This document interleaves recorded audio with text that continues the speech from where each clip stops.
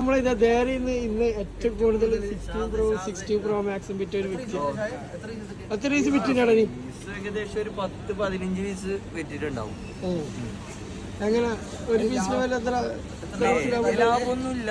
പെട്ടെന്ന് വൈകുന്നേരം ആകുമ്പോ ലാഭം ഇടിഞ്ഞു പോയി. പറഞ്ഞാ പോയി. ഒരു ഫോണിൽ ഇപ്പൊ 1000 രൂപ ഉണ്ടാക്കിയിട്ടുണ്ട്, മറ്റൊരു ഫോണില് 500 പോയി.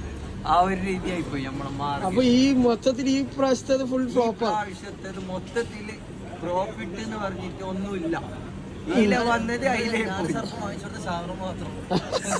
അല്ല എനിക്ക് 10,000 തരാം ഈ പ്രാവശ്യം പ്രോഫിറ്റ് കിട്ടിയെന്ന് പറഞ്ഞ 10,000 2